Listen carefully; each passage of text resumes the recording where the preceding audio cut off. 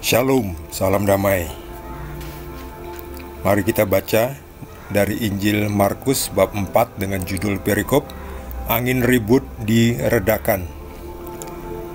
Pada hari itu, waktu hari sudah petang, Yesus berkata kepada mereka, "Marilah kita bertolak ke seberang."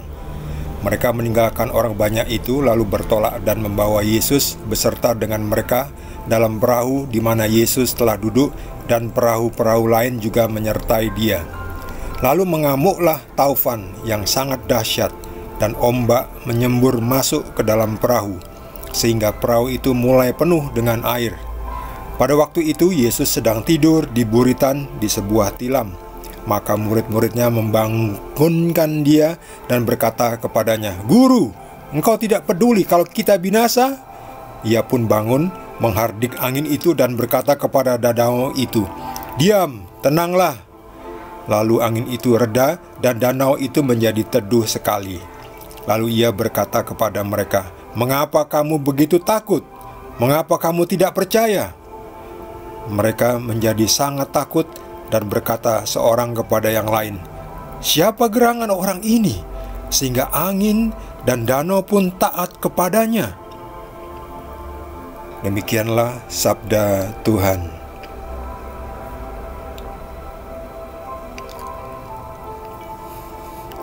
Badai menghantam perahu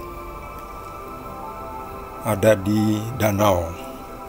Pada waktu itu, Yesus dan murid-muridnya berada di perahu. Mereka hendak menyeberang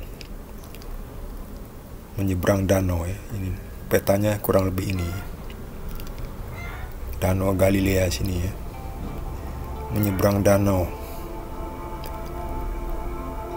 Walaupun kecil, tapi ketika ada angin, taufan, puting beliung dan sejenisnya, itu bisa menyebabkan ombak yang besar. Dan waktu itu perahu jenisnya kecil-kecil seperti ini ya, pakai layar. Kalau diterpa angin yang keras itu bisa membalikkan perahu ini, jadi tumpah semua penumpangnya. Ketika badai itu berlangsung, Yesus sedang tidur, tapi murid-muridnya pada bingung.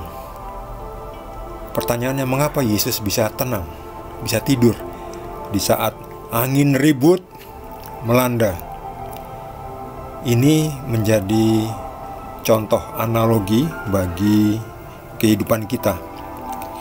Kita mungkin tidak sedang berada di perahu menyeberangi sungai atau danau atau laut. Kita berada di darat.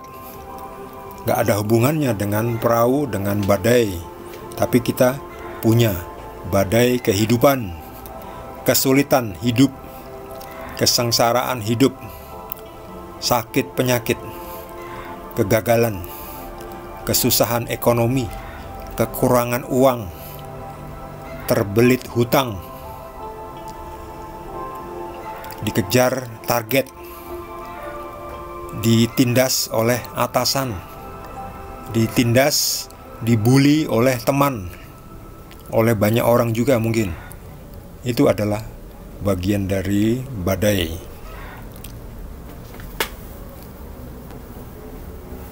Kalau kita bisa seperti Yesus, walaupun kita punya kesusahan, walaupun meskipun hidup kita nggak gampang, nampaknya solusi, bantuan, pertolongan nggak kunjung datang. Kita sudah doa berkali-kali, masih seperti biasa, nggak ada keajaiban. Lah, bagaimana ini? Katanya Tuhan mau menolong, katanya mengikuti Yesus akan sejahtera makmur. Oh, enggak, bukan itu ya. Jadi mengikut Yesus itu bukan tujuan untuk sejahtera makmur, kaya raya, tanpa masalah. Bukan itu. Itu bukan tujuan dari mengikut Yesus. Jadi Tuhan Yesus nggak pernah memberikan harapan kosong, janji-janji kosong, pemberi harapan palsu. Enggak. Yesus nggak memberikan harapan palsu. Yesus secara jelas mengatakan bahwa bagi yang ingin menjadi muridku, dia harus menyangkal dirinya, memikul salibnya, dan mengikut aku. Nah, Yesus gak bilang, nanti kalau kamu ikut aku, kamu akan mendapatkan gajinya 20 juta sebulan. Kerjaannya hanya mengikut Yesus. Ya, ketika Yesus berceramah, kita ikut bantu-bantu mengatur tamu-tamu undangan. Enggak seperti itu ya. Enak sekali kalau kayak gitu. Yesus gak menjanjikan gaji besar, gak menjanjikan kemakmuran, kesejahteraan, apalagi kekayaan. Yesus menjanjikan mikul salib. Siapa mau menjadi muridku, dia harus mikul salib, harus menyangkal dirinya. Nah, apa itu menyangkal diri? Ya, kita semua punya harapan yang muluk-muluk ya. Hidup yang senang, tanpa masalah. Hidup punya duit banyak. Kalau bisa tiap 5 tahun ganti mobil yang terbaru. Bisa punya rumah lagi yang baru. Setiap 10 tahun tambah rumah baru. Dan seterusnya. Itu harapan manusia ya. Itu bukan yang dijanjikan Yesus. Bukan. Yesus mengatakan pikul salib ya. Menyangkal diri. Menyangkal diri artinya tinggalkan segala hawa nafsumu, keinginanmu. Sebab keinginan itu bisa menjadi batu sandungan. Kita bisa kejeblos, tersandung. Kita ingin itu, kita nggak dapat, kita tersandung. Kita berhenti berhenti mengikuti Yesus. Nah, itu orang yang ngikut Yesus dengan tujuan supaya sejahtera, banyak uang, sehat-sehat saja, tanpa masalah. Nah, itu orang yang akan kecewa. Tapi jangan khawatir. Ikut Yesus pun belum tentu atau bukan berarti pasti harus miskin menderita semenderita-menderitanya. Enggak. Yesus juga enggak bilang seperti itu. Yesus hanya bilang pikul salib. Nyangkal diri, ikut aku. Ikut kemana Yesus melayani. Jangan kita sudah pikul salib, menyangkal diri, kita pergi ke arah yang beda ya. Kita semau gue. Padahal Yesus memanggil ke sini, jangan ke situ. Kalau kita ke situ ya, walaupun kita pikul salib, kita nggak mencapai tujuan. Nah, kita udah pikul salib tapi kita nggak ngikuti ke arah Yesus berjalan. Kita jalan ke arah yang lain, semau gue. Oh, nggak, percuma juga.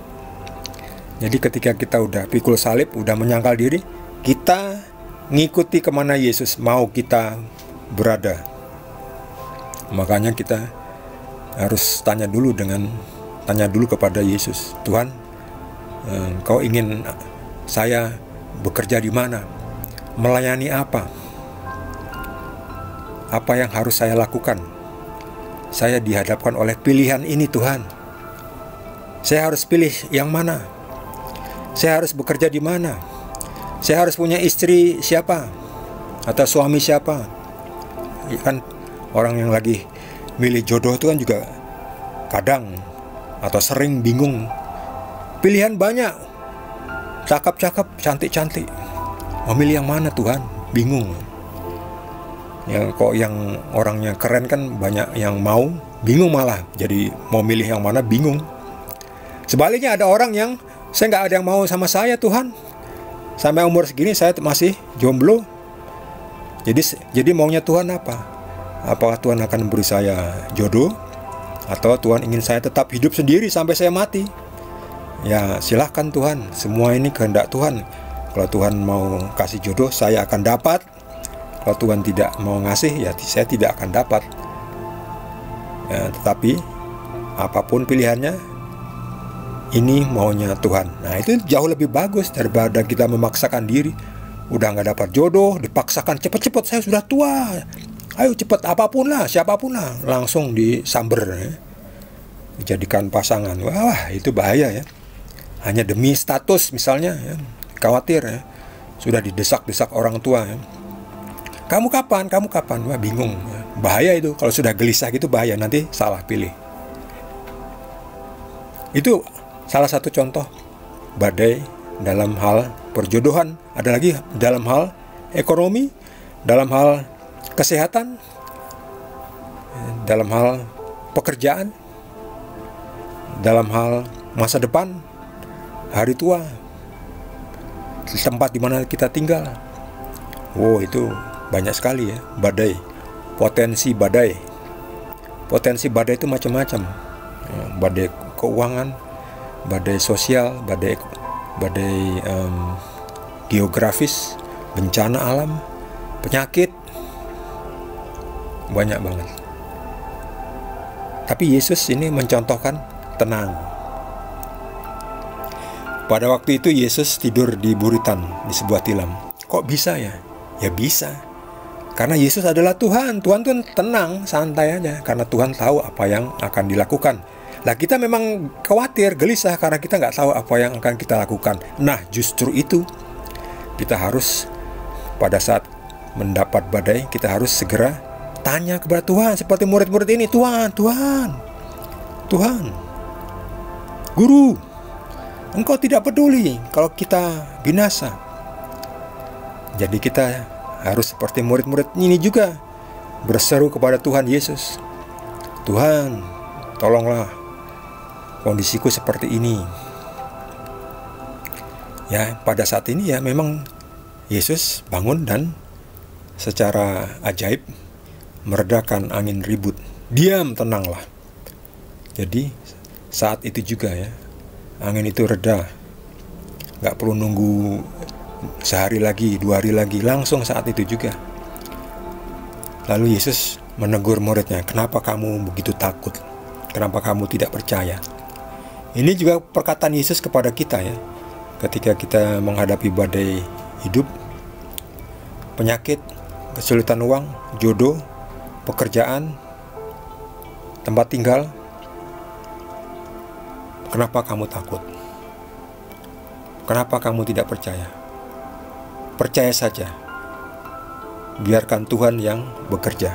Kalau Tuhan ingin kita tunggu. Kalau ini kan contohnya langsung ya. Ada badai langsung diredakan. Ada saatnya ketika badai hidup kita itu gak habis-habis. Sepertinya gak habis-habis. Itu artinya tunggu. Dan di saat tunggu itu kita diberi perlengkapan. Diberi jas hujan, diberi pelampung. Jadi mungkin badainya gak reda-reda, tapi kita diberi apa? Diberi pelampung. Jadi kalaupun kapalnya terbalik, kita ada pelampung. Kita tetap ngapung, gak tenggelam. Itu juga bagian dari penyelamatan Tuhan.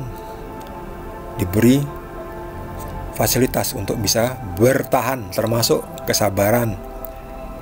Sabar bisa menanggung penderitaan, tetap setia. Itu adalah suatu anugerah juga.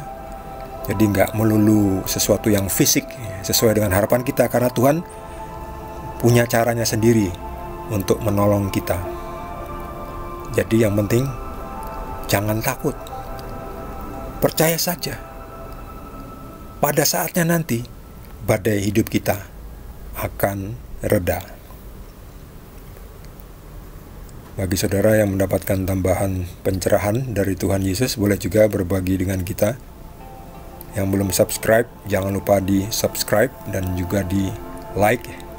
Kita akan lanjutkan dengan perikop berikutnya, masih dari Injil Markus. Terima kasih. Tuhan Yesus berkati kita semua.